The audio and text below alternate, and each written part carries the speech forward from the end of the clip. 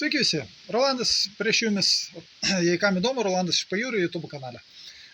Šiandien susisuko jau tokia tema apie iš vis dirbtinį intelektą ir kas vyksta aplink pasaulį.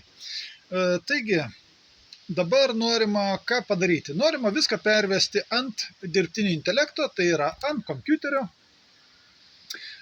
Tiek pinigai, tiek, savaime aišku, jeigu eina pinigai, tai yra visgi mūsų darbo, kaip čia pasakyti, įkūnytas popieriaus gabalėlis, kuris atitinka mūsų darbą, vertę, ir jį norima pervesti, viską jau verčia iš tikrųjų į skaitmeninius pinigus. Dabar, ar tai gerai ar blogai? Čia svarbiausias klausimas. Vieni šaukia, kad blogai, kiti šaukia, kad gerai. Aš matau šitą dalyką taip. Tai yra įrankis. Lygiai taip kaip pinigas, kaip dar kažkas, tai yra įrankis, su kuriuo mes galime kažką nuveikti. Lygiai taip, yra, kaip daug sykių sakiau, yra plaktukas. Sakykit, jis geras ar blogas. Jeigu į vinį įkala geras, jei pirštą įkala, oi blogas. Tai va čia lygiai tas pats.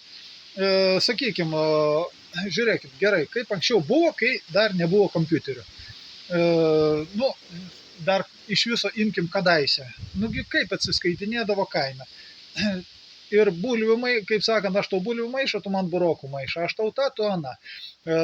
Po to, aišku, viskas perėjo į pinigus popierinius. Žinoma, žinom, kad tai maitina sistemą ir taip toliau, bet kad į kaip imsi, nešti 1000 bulvių maišų, kad nusipirkti kažką yra kvaila. Pinigų kaupti, taupyti namuose, nežinau, ten yra tokių žmonių, kurie, sakykime, verslininkai, kurie turi daugiau pinigų. Anksčiau kas būdavo? Būdavo plėšimai, būdavo vagystės ir taip toliau. Dabar tie dalykai bent jau tikrai į sveiką protą atėjo, manau, ir dabar tie dalykai vyksta kitame lygyje, faktas. Ir, sakykime, patogumas yra labai didelis. Nuėjai, kortelę pimt, viskas aišku. Žinoma, aš nekalbu apie tai, kad dabartinė sistema yra sukurta. Ne tam. Nors tas įrankis yra puikus, jį norima panaudoti visai kitam. O apie kam, tuoj jums papasakosiu. Atsimenu, sunku pasakyti laikotarpį, bet kažkur prieš 20 metų tikrai daug, apie nuo 2008 panašiai metų, kada pirmąsyk pasižiūrėjau dokumentinį filmą Laiko dvasia, jau yra ne viena dalis, kurie tiesiog šokiruoja ir prikala tave prie visos medžiagos. Jei kas nežino, dokumentinis filmas tai yra dokumentais pagristas filmas. Tai yra faktais pagristas filmas. Tai kas nežiūrėjot, būtinai pasižiūrėkit. Nežinau nei vieno pasigailėjusio, kad jį pasižiūrėjo. Taigi, ir panašiai nuo to laikų žiūrėjau daug dokumentikos ir užmačiau tokią dokumentiką ir ne vieną kartą, kad žmonės, kurie bėga nuo karų, čia aišku, tuo metu kažkur tai.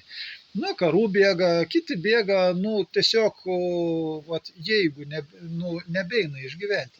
Net Afrikoje, aš atsimenu, girdėjau, kad sudarytos buvo tokios sąlygos, Afrikoje augino aukščiausios kokybės ryžius. Aukščiausios, aukštesnės nėra. Bet buvo padaryti tokie sprendimai valdžios, kad ūkininkai bankrutavo.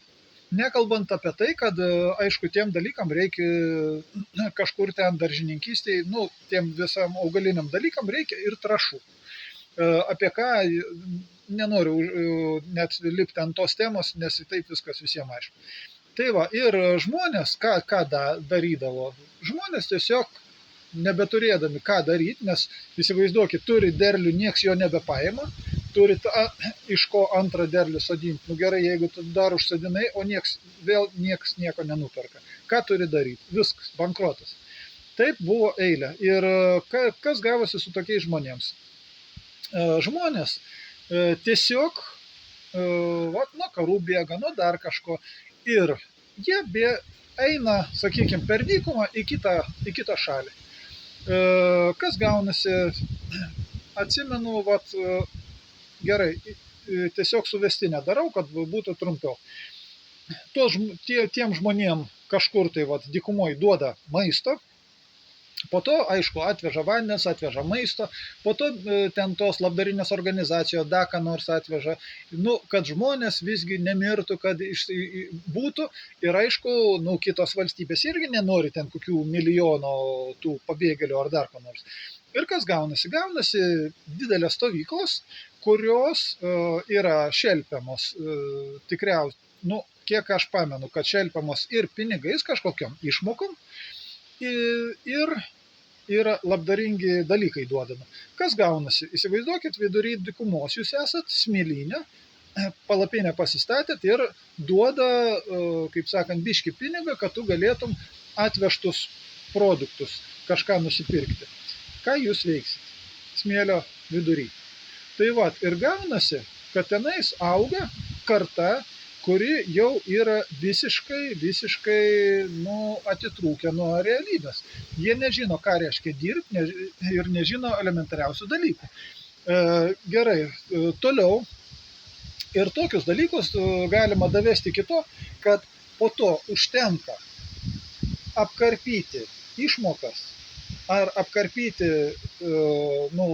organizacijų labdarinių, sakykime, kad ar jos biški nebegalėtų ten davežti kažko, ar dar ką nors. Ir taip toliau panašiai, čia yra visa jūra. Ir tokiu atveju gaunasi kontroliuojamas chaosas, kada žmonės, aišku, savaime, kad išgyventi jau, jeigu grėsia pavojus tavo išgyvenimui, jie eis ant libako. Ir užteks tik taip psichologiškai per visą mass mediją, sakykime, dabar telefonų kiekvienas turi, užteks gerai biški juos apdoroti, kai jie bus tokie paruoštukai, kai jie eis ir kariaus už tai. Ir gali tikrai, ten baigtis labai liūdnai, tiek jeigu jie nueis į kažkokius miestus, tiek kitur. Tai čia kas gaunasi? Gaunasi tai smogiamoji skerdikų jėga. Ir dabar žiūrėkit, kas dabar daroma. Dabar viską nori pervesti ant kompiuterio dirbtinį intelektą.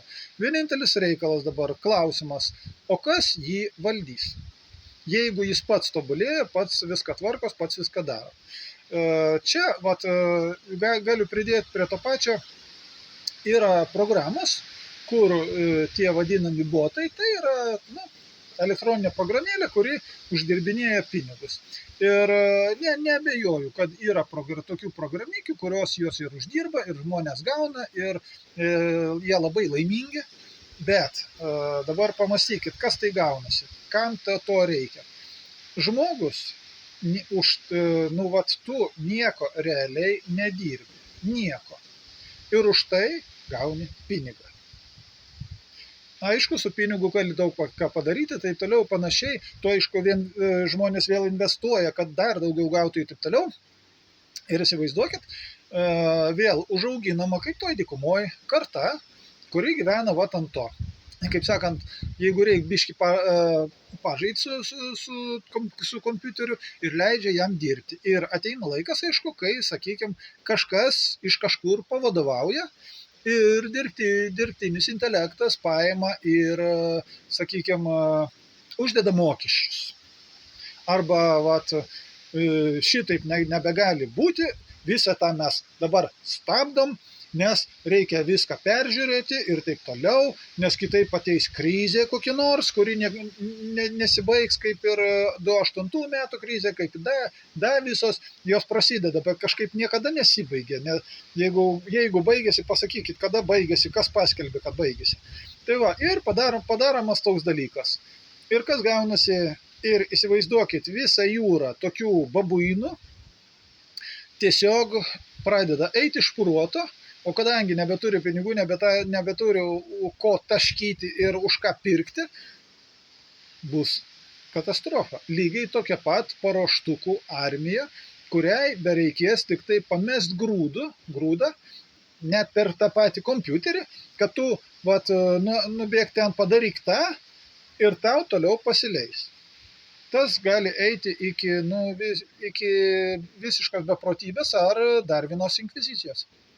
Taigi, vat kame reikalas pagrindinis yra. Pagrindinis, kas valdo visą šitą. Atsimenat kietą riešutėlį 4.0, paskutinę dalį filmo. Tikrai puikus filmas ir ten lygiai apie tą patį šnekama.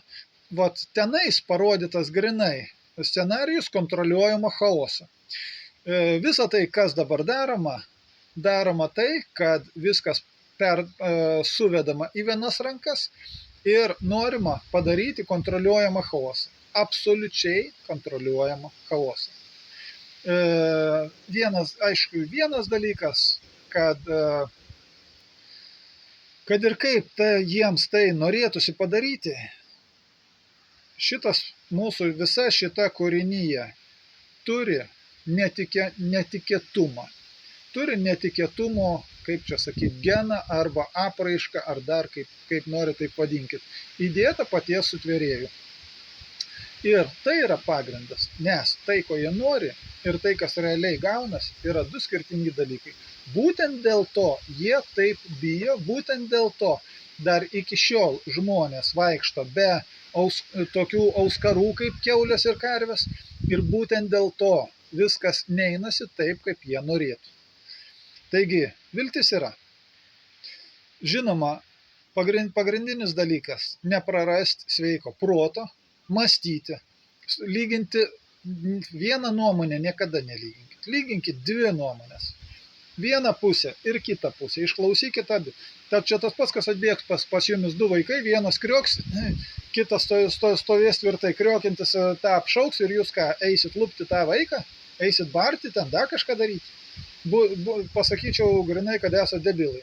Nes pirmiausia reikia išklausyti vieną, kitam neleidžiant nei žodžio pasakyti, tada išklausai antrą, tada darai išvadas ir šneki. Tai va, jei neprarasit galvos, vis praeis ir tai. Taigi, šiam kartui tiek. Iki.